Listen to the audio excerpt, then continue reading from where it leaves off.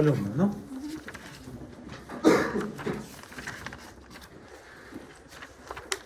Cuando tomamos como motor, es un capítulo interesante porque muchas patologías asociadas al dolor son patologías osteoarticulares.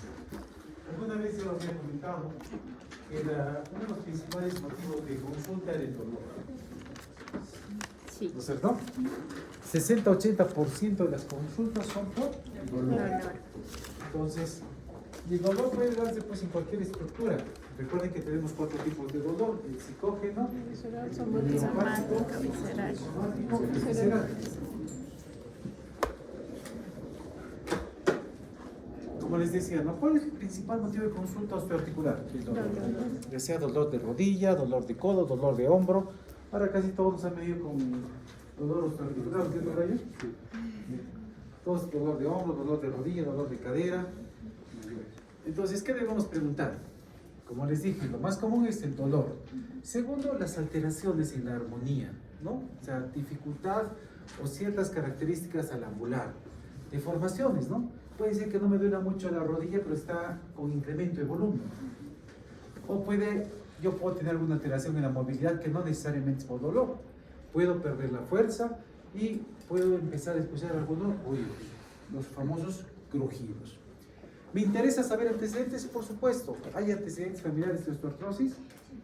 ¿Hay alguna enfermedad osteoarticular asociada a alguna artropatía? ¿Hay gota? ¿Hay osteogénesis imperfecta o hay algún tipo de síndromes relacionados al aparato locomotor? ¿Me interesará saber la edad? Por supuesto. Mientras más viejito, más enfermedades osteoarticulares. ¿Sexo? ¿El sexo por qué?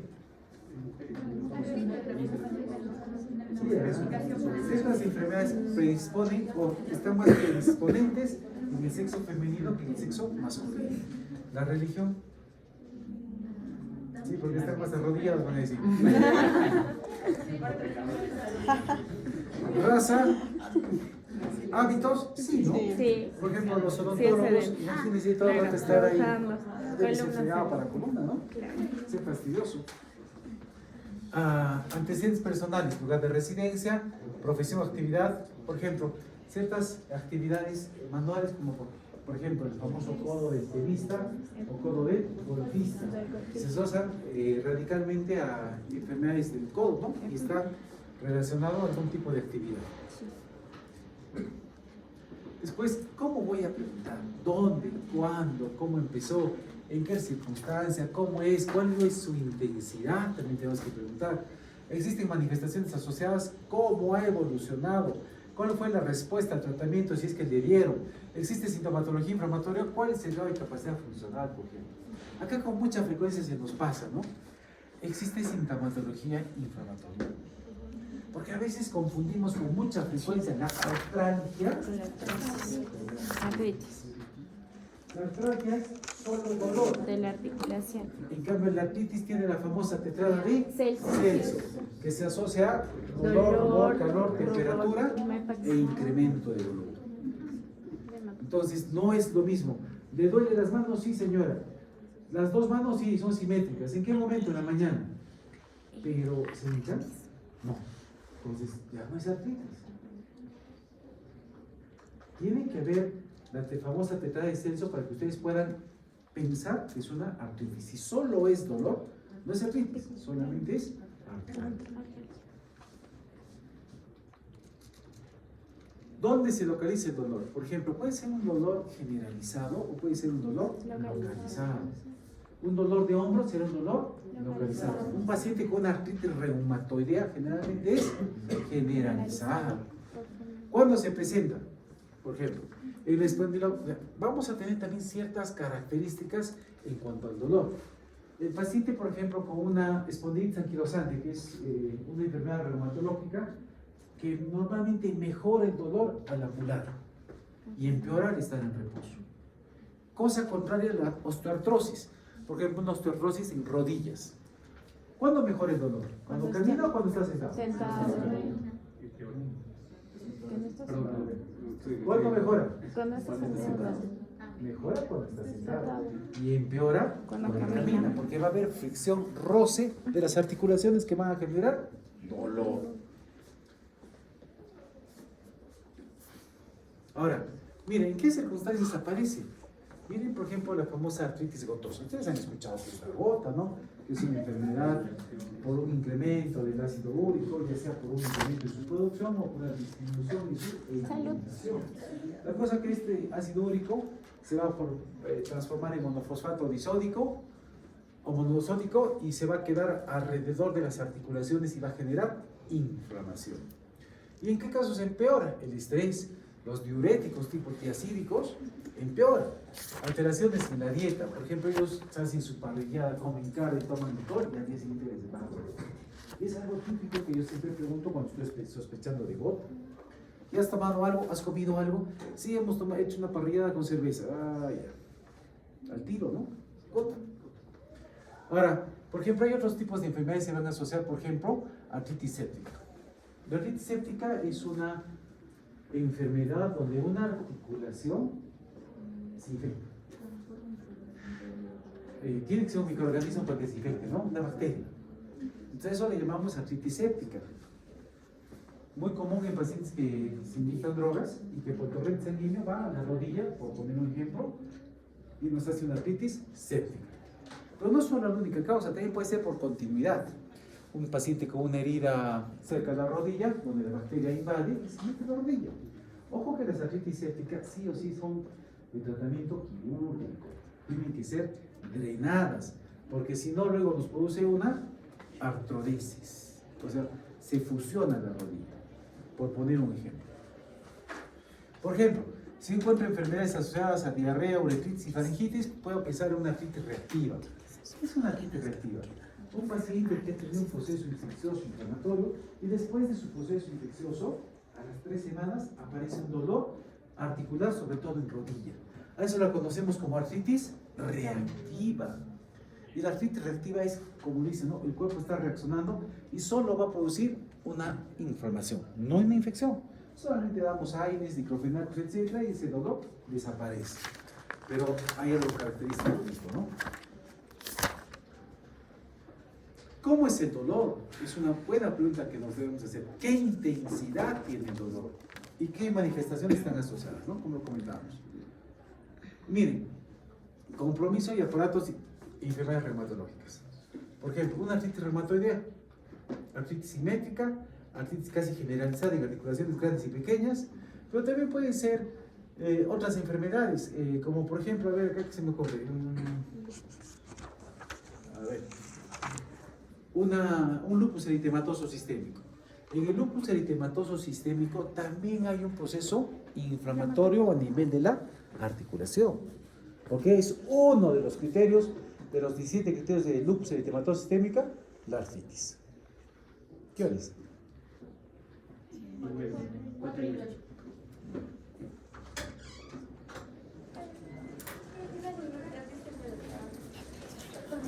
Yo pensé que eran elefantes. Luz. Perdón. Entonces, hay ciertas enfermedades que se van a asociar justamente a esta patología. Que estamos buscando, ¿no? Patologías osteoarticulares.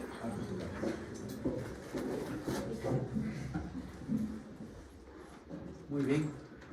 Después, en el sistema osteoarticular que está enfocado a cabeza y columna, vamos a ver la cabeza. Y recordar que tenemos 3 tipos de articulaciones. Las diartrósicas, las angiartrósicas. Las sinartrósicas son aquellas articulaciones que no tienen movimientos. tipo cráneo. Las angiartrósicas son articulaciones que tienen poca movilidad. Ejemplo, columna. Femoropelviano. Y las diartrósicas son aquellas articulaciones que tienen Movilidad. Y tienen sus otras variaciones en cuanto a esa movilidad, ¿no es cierto? Por ejemplo, sacro, coxofemoral, tobillo, muñecas, mandíbula, rodilla.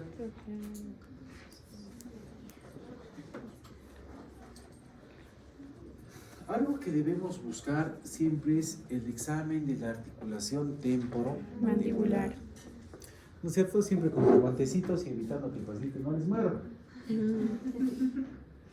Entonces, primero podemos hacer un examen externo para ver la movilidad, ¿no? Movilidad. Cogemos la parte lateral de la cara con nuestros 3 dedos y vemos qué tan móviles. Tenemos que buscar crujido, tenemos que buscar dolor. Si existe o no existe un dolor a la movilidad, a la apertura, al cierre, a la lateralización. Entonces son parámetros que nos van a ayudar mucho a entender esta articulación. Es una de las articulaciones que en algún momento van a ver, sobre todo en su proceso de luxación. La mandíbula se va adelante y es muy sencillo retornarla, ¿no? Lo difícil es mantenerla ahí en su sitio, ¿no? Porque muchas veces cuando ya se sale una vez, se va a volver a salir otra vez. Y pasa. Miren, en la palpación, por ejemplo, podemos buscar algunos músculos, ¿no? Sobre todo los pterigoideos, que nos ayudan mucho a la apertura y el cierre. Ahora, en la columna vertebral. En la columna vertebral tenemos, ¿cuántas vértebras? 32. 33. 34. Bueno, según a ver, 8 es que las cervicales hay, son 7 después torácicas, 5. 2. 12 torácicas o también ya, dorsales. Dorsales y torácicas. Después vamos a tener las sacras que van a ser 5, coxígeas 4. Sí, está ¿Y la bien. lumbar es comida? Ah, y la lumbar es 5, perdón. 5. Perdón. 7 más 12, 19 más 5, 24. Entonces pueden ser 34, ¿no? Ya, creo que sí, 34. Depende mucho del autor, ¿no? Si es la target o Steve, ¿no? Sí, Pero el contexto general lo tenemos claro. sí. Y vamos a ver que normalmente Ya, en nuestra 30. columna existen curvaturas. Es lo más normal que existen curvaturas. Tanto en sentido antero-posterior como en sentido lateral. ¿No es cierto? Caminé. Y cuando estas curvaturas se exageran o son más prominentes o pronunciadas, vamos a hablar de cifosis, lordosis o escoliosis. Miren, cifosis. Cuando la columna dorsal tiene una convexidad posterior mayor. Es decir, la jorobita de los viejitos que siempre vemos. Como hoy día Brian, ¿no? Con la paciente que estaba toda así, que decía que todo el rato se mareaba porque su cabeza no estaba hacia adelante. Que se mareaba, pues claro, imagínate, ya ves, camina todo el rato con tu cabeza hacia el suelo. No debe tener a su culpa, dijeron que era un accidente, ¿no? Que le había dejado así y se venía porque estaba mareando, pues, ¿no? Pero ya, a ver, enfóquense en un paciente que todo el rato esté caminando así. Ay, no. Bueno, es una paciente mayorcita, era de esperar que tenga vértigo paroxístico postural, ¿no? Entonces, eso se llama cifosis. ¿Y la lordosis? Al revés. Concavidad. Concavidad, convexidad. Concavidad. Concavidad posterior. Concavidad, pues. Y recuerden la escoliosis. Lateralización. Es cuando se lateraliza marcadamente, ya sea hacia la derecha o hacia la izquierda. Entonces, a veces encontramos cifoescoliosis. O sea, la combinación para... ¿Se entiende, verdad? Sí. Porque me confunden con mucha frecuencia estos términos. Ahora, vamos a hablar, por ejemplo, de lo que no sabías. No, sí, las lumbares me olvidé. Ahora, a la inspección, yo voy a ver, obviamente, los hombros, las caderas, si están la simetría, la armonía. ¿Un paciente con escoliosis será armónico? No va a ser armónico. Entonces busquemos eso, ¿no? La simetría, nivel de las clavículas, ¿están al mismo nivel? Nivel de los hombros, o están más caídos que el otro, ¿no? Y nivel de las espinas ilíacas anteros y superiores. Es un poco difícil, ¿no? Porque los pacientes generalmente vienen con ropa, pues no es difícil estar viendo ahí. Pero en casos un poquito marcados sí nos vamos a dar cuenta de eso, ¿no? Bueno, entonces vamos a pasar a ciertas maniobras. A ver. Dejar. Sí, doctor. ¿Qué puedes participar, estoy buscando. A ver, ¿cómo es el signo de los 3 puntos? En el signo de los 3 puntos se le pide al paciente que esté de espaldas y que se pegue hacia la pared. Y tiene que haber contacto con la pared 3 puntos: el occipucio, las nalgas y la parte posterior de los pies. Y si es que algunos no hubiera contacto de alguno de ellos, se podría decir que hay una psicosis excesiva, un aplanamiento normal. ¿Cuándo se forma la flecha de poliéster? Justamente en esta misma maniobra. La flecha de poliéster.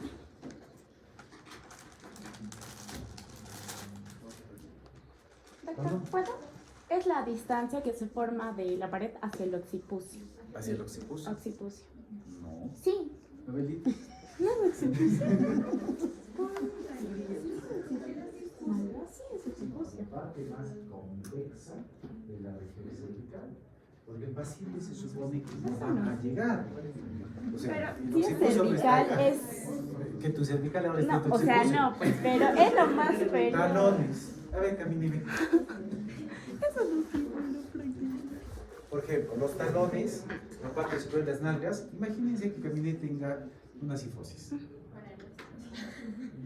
No es el occipucio, es la parte más profunda de la columna. Eso falta, ajá. Eso O sea, faltaba, es o para, sea. es para detectar las O sea, cifosis. esa La es cifosis. la maniobra, la defensa de poliéster, ¿no? 3 puntos.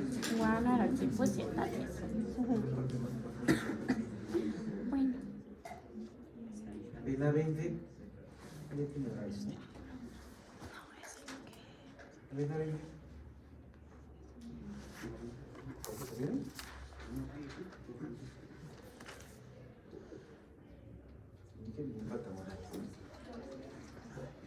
El NSP significa 0, ¿verdad? Sí. A ver, Guamán. Guamán Condori. O sea, con 2 NSP son 2 0 0, ¿no? A ver, más naturales. Yo creo que todos tienen, ¿no? Algunos son. A ver, acá.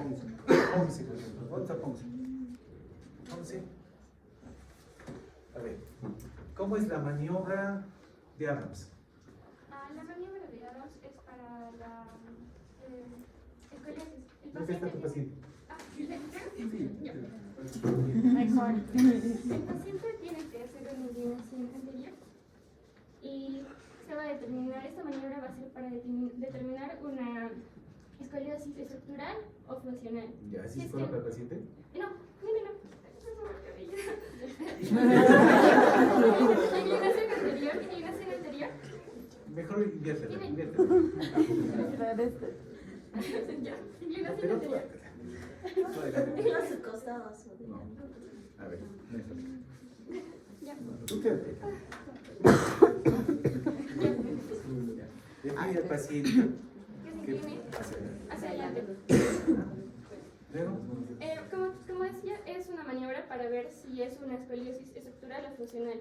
Cuando la escoliosis se mantiene, va a ser una escoliosis estructural, y cuando hay un cambio o una disminución, va a ser funcional. En el caso de que en la primera maniobra, en la primera parte no se vea, se le pide al paciente la extensión de ambos brazos de forma horizontal, así, hacia adelante. Y ahí es cuando determinamos. entonces que estamos valorando dos cosas, la lordosis y la escoliosis. escoliosis. Estoy viendo qué tan chueca está la columna. Obviamente tiene que estar sin polvo y eso no vamos a hacer, ¿cierto? Entonces, vemos la columna, cómo se forma la columna. Entonces, si está hacia los costados, pues es más marcada la lordosis. Y comparar los dos. Y cuando hay un abombamiento también es estructural, a diferencia del funcional.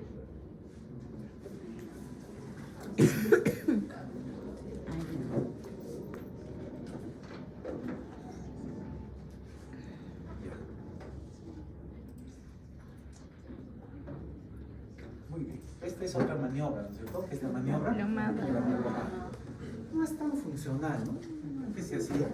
Lo traigo acá por eso, ¿no? Colocamos en C7 y usamos una pomada. Yo me pregunto, ¿alguien tiene una pomada? Maestro de obras, maestro de obras. Gracias. depende de lo que caiga, ¿Por ¿no? qué llegaste al centro inter? Tus colegios. Entonces la idea es que la columna sea recta, ¿no? Cuando está lateralizada no va a caer en el pliegue Surco interno. interno.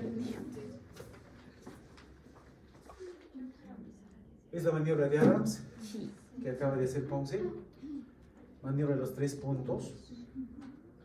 Y maniobras de la columna Me diste. cervical, ¿no?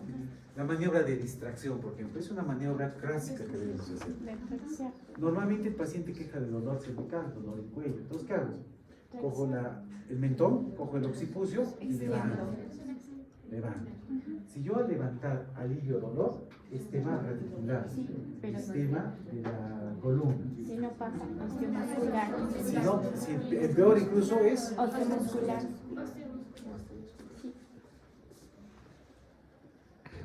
maniobra de la compresión, ¿no? De Jackson. Jackson. Igual, cogemos, el examinador se coloca en la parte lateral o delante del paciente y empuja, ¿no? Hace una compresión. ¿Qué estoy buscando con eso? Que las vértebras cervicales se comprimen y al comprimirse los nervios radiculares que salen por ahí se muerdan y genera adormecimiento en columna. Sí, y para que sea positivo tiene que irradiarse el miembro superior. Claro, los dos. Y la maniobra de Sporling, que es algo parecido al lateralizo, y que viene unos pequeños golpecitos, ¿no? Sí. Buscando lo mismo, a ambos lados. Sí, síndromes fácil. Y la maniobra de Valsalva, ¿cómo es la maniobra de Valsalva?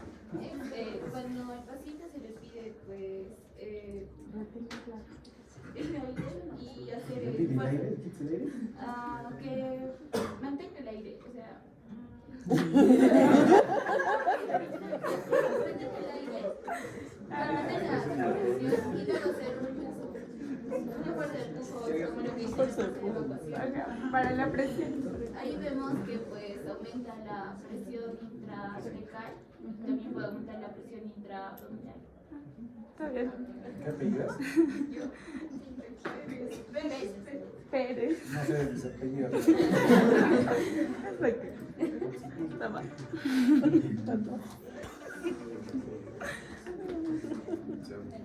Un ratito de genialidad y seguir director del hospital. Ya, doctor. Hola, Carlitos. Carlitos. Yo. No. Sí, hemos dado 2 camas en medicina A. En medicina B hay 2 pacientes que están tramitando su devolución de sangre de la C. Hay 2 para VIH y 1 para D. Muestra de buenas camas. Yo también. Yo creo que se invadió otra vez con Juan, porque he hablado con Chumiraiko. Con Chumiraiko he conversado que está en clase ahorita, he conversado con Luis Gutiérrez, estamos con las 2 horas y he hablado con Luis, que está en los ingresos.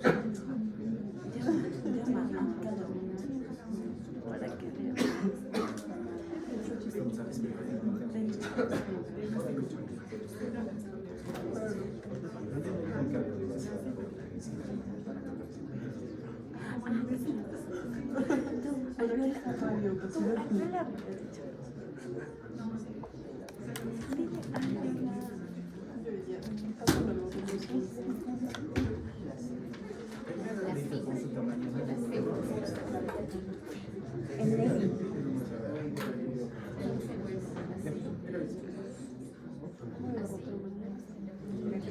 Se dan cuenta, yo no suelo contestar llamadas telefónicas, en este caso es el director del hospital que me está llamando, por eso es que estoy contestando. ¿Quién ha rotado hoy de emergencia? Está en emergencia regional de ahorita. María no, pues. ¿Está lleno? ¿Está lleno? Sí, pues está lleno, está lleno.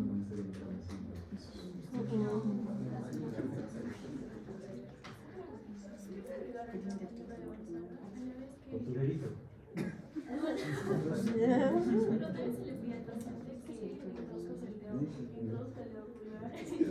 Y pueda soplar. Y a la vez que aumenta la presión intraabdominal, aumenta la presión intratecal, o sea, la presión del líquido cefalorraquídeo. Y esto indica cuando hay dolor, hay una hernia cervical o digamos un tumor.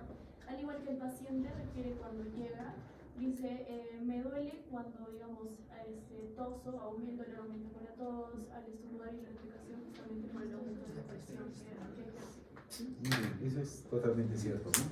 Entonces, la maniobra de Valsalva, como decía vuestra compañera Pérez, es cualquier maniobra que haga que se incremente la presión a nivel intraabdominal, ¿cierto? Es como un poco, pues, ya sea por deditos, un dedito, no sé cómo quieras, pero entonces, eso va a generar a nivel de la columna cierta compresión a nivel cervical que genera justamente el dolor que decías. ¿Qué te dirás? Me hace acordar, ¿ya? Está para el salva, ¿no? No hay dedito por el dedito. Hay otra maniobra de la deglución también, ¿no? Sí. Que el paciente queda justamente cuando le glute y se asocia a tumores, ¿no es cierto? En la región anterior. Y esta maniobra de Atsu, ¿no? De la guitarra. O de la guitarra, ¿no? Coge el pulso y lateraliza la cabeza. Está buscando que la primera, una posible costilla flotante, O los escalenos obstruyen el paso. comprima justamente estas escaleras. O los escalenos también. Maniobra de Spurling, que ya hemos comentado. Por ejemplo, Viquelas. Como Acá es un poco discutido por el libro que van a coger ustedes. Viquelas es, esta me puede abduce, flexiona, lo lleva hacia atrás y estira. Algunos autores lo conocen como la serie de miembros. Pero también hay otro, la serie, que consiste en coger la mano del paciente, una abducción completa y estirar. Y si quieren reforzarlo, lateralizan la cabeza, y empujan. ¿Qué estoy jalando? El nervio. Ajá, flexo braquial. Entonces, a veces nos conocemos con diferentes nombres, ¿no? Viquelas, desde la serie brazo, desde la serie cuello. Miren, ahí está. Y maniobra de Stuck, ¿no? Es otra maniobra característica, ¿no? El paciente se sienta y ¿qué buscamos? Flexionamos. Flexionamos. Y si quiero reforzarlo, le elevo la pierna. Para ¿Y qué voy a buscar? confirmar Dolor a nivel radicular. radiculopatías. Y maniobra de Davidson Jones. Venas se comportan. Lo que les van a hacer sus papás cuando acabe el semestre, pero en las carolas. ¿Qué tiempo yo comprimo las 10 yugulares? segundos. 10 a 30 segundos. Ajá. ¿No? Y luego suelto y cae por gravedad, ¿no? Sí. Y genera un dolor radicular. Radicular. Ahora, hablando de columna dorsolumbar, hay varias maniobras semiológicas en la columna dorsolumbar.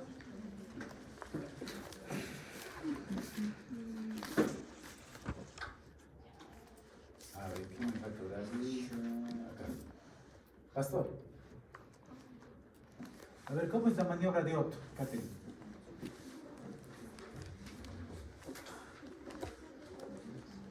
Yo me voy a molestar si no sabes, ¿eh? Estoy hablando de columna dorsal.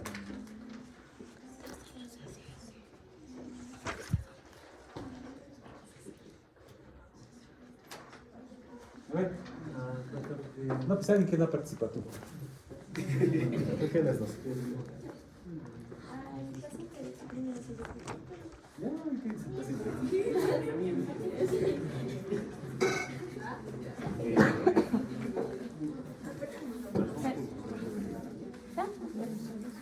Sí, sí.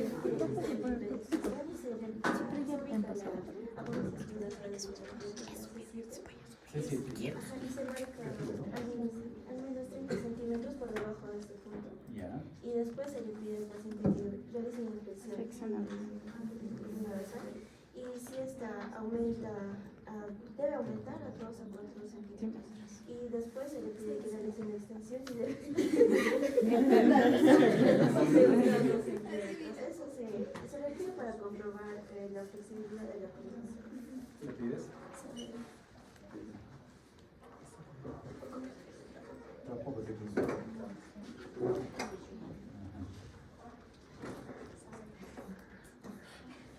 Si no, te falta flexión, decides si te va a aumentar. Acá también dice Edith. A ver, Edith, ¿cómo es la maniobra de Schober? La maniobra de Schober, cuando va a evaluar lo que va a hacer una vamos a encontrar No evaluar además, probamos Podría valorar. Puede valorar. Entonces vamos a encontrar a la espina, la apófisis espinosa de la S1. Entonces, de esta apófisis vamos a marcar hacia arriba 10 centímetros. Son 2 puntos que vamos a evaluar. Entonces, al paciente vamos a pedir que flexione y esto normalmente debería aumentar hasta 15 centímetros. Hasta 15 centímetros, O sea, 5 minutos. 5 minutos, 5 centímetros. 5 centímetros. Mayor a Si 3. se va en la extensión máxima y también va a reducir a 7 a 9 centímetros.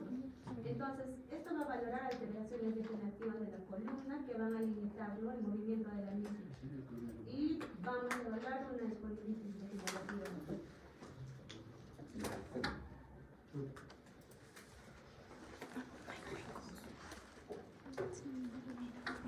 Entonces, miren lo que estábamos comentando, ¿no? Una escoliosis que puede ser estructural o funcional, ¿no? Bueno, miren, recuerden la sifosis y la escoliosis. La estructural idiopática y la no estructural generalmente es antálica. Acá está la famosa maniobra de Adams, ¿no es cierto? Y esta es la maniobra, por ejemplo, de la silla. Si se dan cuenta, yo les pego la silla. Paciente en decúbito dorsal y le elevo la pierna del talón. Hasta 70 grados. Hasta 70 grados, ¿qué cosa? Extendemos y si refiere dolor.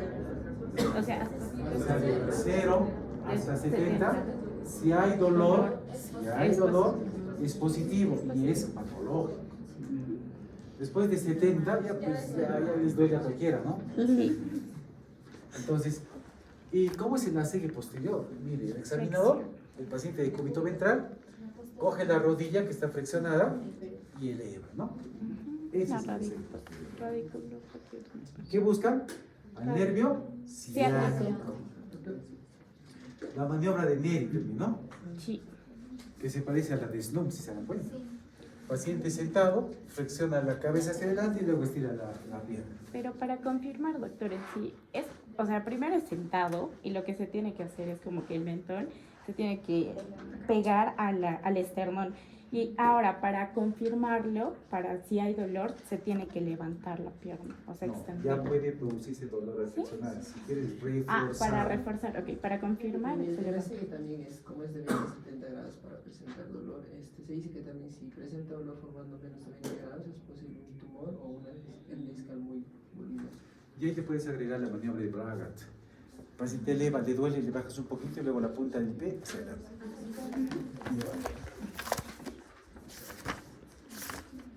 Schober, ¿no? Que ya dijo Lee. Otras articulaciones sacroiliacas. Este punto es muy importante, ¿no? Casi siempre encuentro yo dolor en este punto en los pacientes que tienen dolor lumbar bajo. Y justamente se refiere a la espina ilíaca posterior superior articulada con el sacro. Aprieten esos sitios y si le duele, es síndrome de dolor lumbar bajo, sacro ilíaco. Es muy común ese punto. Maniobra de Goldman y maniobra de Eriksen, ¿no? Paciente echado de cúbito ventral, cojo las espinas ilíacas anterosuperiores y abro. Ya se va. Goldman, o cierro. El libro dice que se debe cerrar con las dos manos así, pero es más fácil cuando cruzan y cogen las espinas ilíacas para generar más fuerza en la mano. Maniobra de Patrick Farabeo, el 4, ¿no? El famoso 4. Sí. Los libros nos dicen que al hacer esta maniobra, es decir, el paciente se pone en 4, la pierna, obviamente, y luego agarramos la rodilla, la cara interna y la espina ilíaca antero superior del lado contralateral. Estamos buscando que se aperture la articulación coxo-femoral, pero los libros también mencionan de la articulación sacro.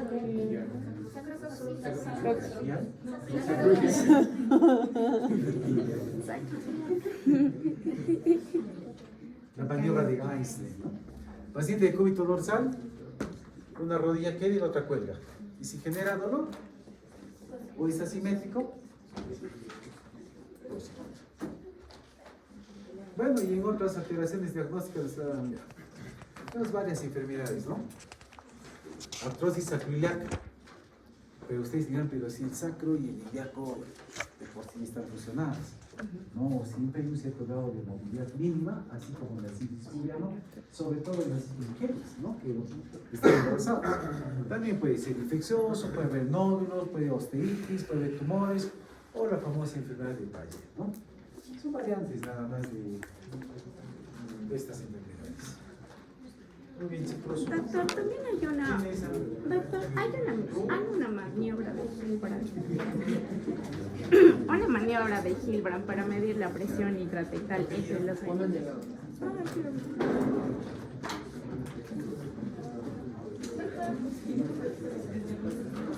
Zúñiga.